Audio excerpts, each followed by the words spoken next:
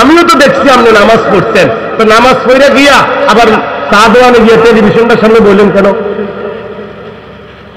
কথা বলেন না। আমি তো দেখলাম আপনি মসজিদে বাইর দিলেন, বাইর হইয়াই এত বড় গালিটা দিলেন কেন? আমি তো দেখলাম আপনি মসজিদ থেকে বাইর হইছেন, এরপরে গিয়েই দোকানে এই 3 নম্বর মালদারে এত বড় কাঁচা মিথ্যা কথা করে, এটা 1 নম্বর জাপানি ডাইরেক্ট জাপান থেকে আমার দোকানের উপরে ফালাইছেন, এত বড় মিথ্যুক। এই লোক দিনদার, কথা বলেন না কেন? এই লোক দিনদার।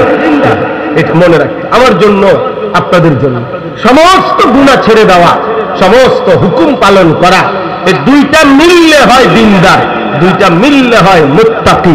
নামাজ আমি পড়ব, রোজা আমি রাখবো, হজ আমি করব, যাকাত আমি দেব, মিথ্যা আমি বলবো না, চুরি আমি করব না, জিনা আমি করব না, ব্যভিচার করব না, হারাম রোজগার করব না, জান যায় যাক, কষ্ট হয় হোক, বিবি বাচ্চা নারাজ হয় হোক, আল্লাহকে নারাজ করব। বলেন ইনশাআল্লাহ, বলেন ইনশাআল্লাহ। ওয়ালতানজুর নাফসুম মা কদ্দামাত লিগাদ। আল্লাহ বলেন, এই কথাটা বলছে আল্লাহ, বান্দা মনে রেখো, প্রতিদিন হিসাব কইরো, প্রত্যেকেই নাফসুন আলাদা আলাদা ভাবে। ছেলে তোমারটা তোমার বাবা ভাববে না, বাপ আপনারটা ছেলে ভাববে না, স্বামী তোমারটা তোমার স্ত্রী ভাববে না, স্ত্রী তোমারটা তোমার স্বামী ভাববে না। আলাদা আলাদা আলাদা আলাদা আলাদা আলাদা প্রত্যেকেই ভাবো, হিসাব করো, আজকের দুনিয়া থেকে আগামীকালকের আখিরাতের জন্য কি পাঠিয়েছি। তুমিও করো, আমিও করি। ওয়াত্তাকুল্লাহ, আল্লাহ বলেন, আবারও বলছি, আল্লাহকে ভয় করো, তাকওয়া অবলম্বন করো, গুনাহ ছেড়ে দাও, আদেশ পালন করো।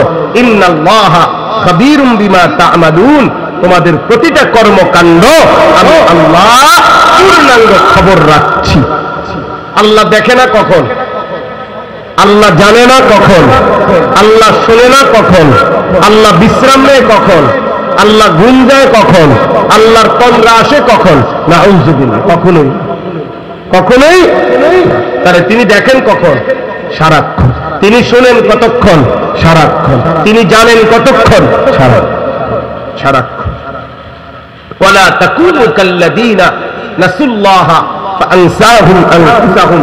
এই 1 মিনিটে বুঝেন, আল্লাহ বলে, বান্দা এতটা লম্বা সময় আল্লাহকে ভুলে যেও না। এই ইমানদার, তোমাকে বলছি, আল্লাহকে ভুলে যেও না।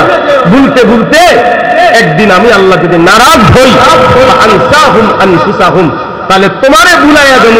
তার মানে তোমার কবর, তোমার আখিরাত, তোমার মিজান, তোমার ফুলসেরাত, তোমার পরকালের ভাবনা আমি এটা ভুলাইয়া দেব। আর কোনোদিন মনে করবে না যে তোমাকে মরতে হবে, আখিরাতে যেতে হবে, হাসরের ময়দানে দাঁড়াইতে হবে। আল্লাহর কসম, আমার শায়েখ আল্লামা মুফতি মুশতাকুর নবী সাহেব বলে, কোন মানুষের উপরে আল্লাহর সবচেয়ে বড় শাস্তি এটা যে আল্লাহ তারে আখিরাত ভুলাই দিছে, আল্লাহ তারে পরকাল ভুলাই দিছে, পরকাল ভুলাই দিছে। উলাইকা হুমুল ফাসিকুন। আল্লাহ বলে, তখন এই দেখেন, 1 মিনিট আগে বললো, শুরু করলো, হে ঈমানদার, মনে আসেনি? এখন বলতেছে, আল্লাহকে ভুলতে ভুলতে যেদিন আমি আল্লাহ নারাজ হয়ে তোমার আখিরাত ভুলাইয়া দিই তোমারে, সেদিন তোমার পরিচয় আর মুমিন হবে না। তখন উলাইকা হুমুল ফাসিকুন, তোমার পরিচয় হবে ফাসিক, ফাসিক, পাপী। তখন তোমার নামে কোনো না কোনো একটা পাপের নামে মানুষ তোমারে স্মরণ করবে।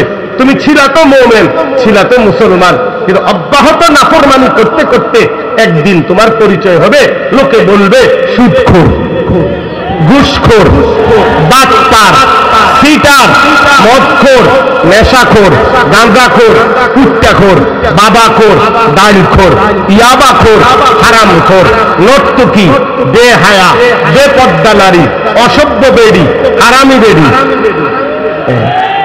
তোমার নামে কি লাগিয়ে গেল? আর তোমার নামে কি লাগিয়ে গেল? ছেলেরা মনে রাখো, একদিন তোমারে সমাজের মানুষ উঠতে বসতে বলবে আস্তা সিটা, আস্তা লম্পট। তো ছিলা তো মুমিন, আজ হয়ে গেল কি পাশে, আজ হয়ে গেল পাশে, বরবাদ। আমি নিজে দেখছি, বেটা আমার সামনে কইল 5 মিনিটে মনে 50 বার কইল স্যার স্যার। স্যারে সরে যাওয়ার পরে ভদ্রলোক এই কর্মচারী কত হুজুর মন্ডা চাইছে ফাঁসাতে একটা লাথি দেই। আমি সবার ব্যাপারে বলি না, ওইতে কইছে আমার। আমি বললাম আস্তাগফিরুল্লাহ, আপনি জি ওরে এতক্ষণ একেবারে মনে হুট্টা লাইতেন আছেন আপনি, তখন দিয়ে আপনি ডাইরেক্ট এত বড় কথা কইলেন ফাঁসাত লাথি দিবেন। তখন এই লোক সরাসরি বলছে হুজুর আপনি জানেন না হুজুর কাঠটা সুদখোর, এই শব্দটা বলছে কাঠটা সুদখোর। তাহলে তোর এই সম্পদের কি অর্থ আছে? তোরে তোর অধীনস্থ কর্মচারী বলে সুদখোর, তোর জীবনে আর আছে কি? কথা বলেন না কেন? তোর জীবনে আছে কি বেটা? তোরে তোর গ্রামের মানুষ বলে লম্পট, চরিত্রহীন বেটা। এই যুবক মোবাইলে না তাকাস বেটা, নারী দেখো, ছবি দেখো বেটা, তোরে তো মানুষে বলে অসভ্য। তোর জীবনের আছে কি বেটা? তোর জীবনের মর্যাদাটা কি বেটা?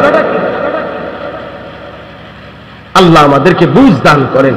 লা ইয়াস্তাবি আসহাবুন নারি ওয়া আসহাবুল জান্নাহ। সর্বশেষ কথা আল্লাহ বলেন বান্দা শুনো, জাহান্নামী এবং জান্নাতি, নাফরমান এবং নেককার কখনোই বরাবর হতে পারে না। আসহাবুল জান্নাতি হুমুল ফাইজুন। মনে রেখো, যারা জান্নাতি, যারা নেককার, তারাই সফল, তারাই কামিয়াব, তারাই কৃতকার্য। অতএব যে কপালে সেজদা আছে সেই কামিয়াব, যে জীবনে গোলামি আছে সেই কামিয়াব, যে আল্লাহ চিনে আখিরাত চিনে সেই কামিয়াব। তাহলে কামিয়াবি দুনিয়ার বেতন বেশি দিয়া না, কামিয়াবি বিল্ডিং টাইলস দিয়া না, টাইলস দিয়া, সোফা খাট পালং দিয়া না, এই প্রাইভেট কারটা বেরিয়ে হুদ্দা। আমরা দেশের এই সমস্ত 4 তলা 6 তলা বিল্ডিং ইউরোপ আমেরিকা এটি মূর্খের গণনা। আপনি গিয়ে দেখেন, ওই দিন আমার দেখাইছে একজনে 80 তলা বিল্ডিং এর ছাদে ইউরোপে বাচ্চা আপনার খেলে, শুধু শুধু 80 তলা বিল্ডিং। আমার একজনে বলছে হুজুর আপনার এই সমস্ত প্রাইভেট কার দিয়া ইউরোপে ছাগল টানে। তা আমি যদি বলি মিয়া আমি এমন বক্তা কুমিল্লা থেকে প্রাইভেট কারে এসেছি, বলেন সুবহানাল্লাহ। আরেকজনে হুজুর দিয়া ছাগল টানে, সুবহানাল্লাহর কিতা? প্রাইভেট কারে চললে সুবহানাল্লাহ কিতা হুজুর? এটা কি কি রকম সুবহানাল্লাহর কিতা বেড়া?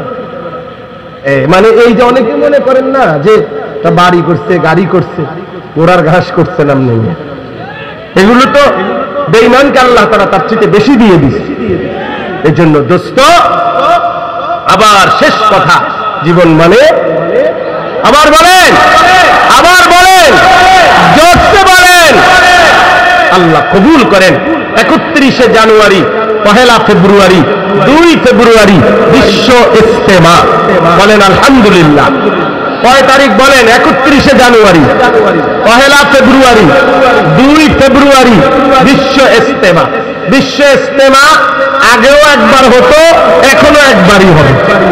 বিশ্ব ইজতেমা 1:30-এ জোহরের জামাত, 1:30-এ জোহরের জামাত যে পায় নাই, 1:50 বা 2টার সময় যদি কেউ আইসা বারিন্দার জামাত করে বা বাহিরে করতেও পারে, এটা হেতের বিষয়। কিন্তু মূল কারণ হইল তারা 1:50 আইলো কেন? তারা বাইরে আলাদা জামাত করে, তারা দেখতার জামাত পায় নাই। এই জন্য 31শে জানুয়ারি যদি কেউ ইজতেমা না পায়, তাহলে এরপরে কেউ কোথাও জড়ো হইতেও পারে, সেটা দেখার বিষয় না। এটা মূলত জামাত পাইছে না, দেখতার। এই জন্য ইজতেমা একটাই। উলামায়ে কেরামের তত্ত্বাবধানেই দাওয়াত ও তাবলীগের কাজ চলবে। সাদ এবং তার অনুসারীরা যতক্ষণ পর্যন্ত তাদের গোমরাহি ত্যাগ না করবে, ততক্ষণ পর্যন্ত তারা ভণ্ড প্রতারক হিসেবেই গণ্য থাকবে। মনে রাখবেন, এটা উলামায়ে কেরামের সম্মিলিত সিদ্ধান্ত। 5 লক্ষ আলেম মিথ্যা বলতে পারে না, 5 লক্ষ আলেম ভুল বলতে পারে না। একজন ব্যক্তি সাদ, সে ভুল হইতে পারে, লক্ষ লক্ষ উলামায়ে কেরাম ভুল হতে পারে না। অতএব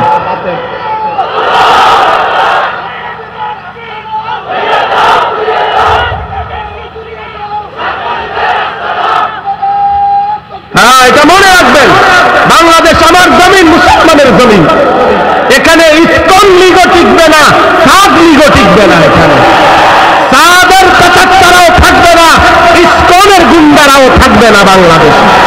বাংলাদেশ মুমিনের বাংলাদেশ। কালেমার মাটি আমার ছোট হইতে পারে, 56,000 বর্গ মাইলের 1 ইঞ্চি জমিন, ওই 130 কোটি হিন্দু বেঈমান ভারতের আধিপত্যবাদ ওই পত্তলিকদেরকে দেওয়া হবে না ইনশাআল্লাহ। ইনশাআল্লাহ হয় আমি শহীদ হব, নয় তুমি শহীদ হবা ইনশাআল্লাহ। কিন্তু বাংলার জমিন নিরাপদ জমিন ইসলামের জন্যই থাকবে ইনশাআল্লাহ। আল্লাহ তাআলা কবুল করেন আজকের এই সুন্দর মাহফিল, আল্লাহ তাআলা বরকত দান করেন, এই মাদ্রাসা আল্লাহ কবুল করেন, কবরস্থান সহ আল্লাহ তাআলা এই কমপ্লেক্সকে কবুল আর মঞ্জুর করেন।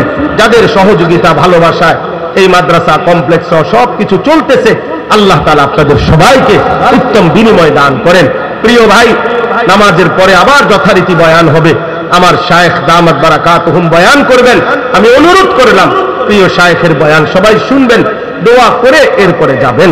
আল্লাহ তৌফিক দান করেন।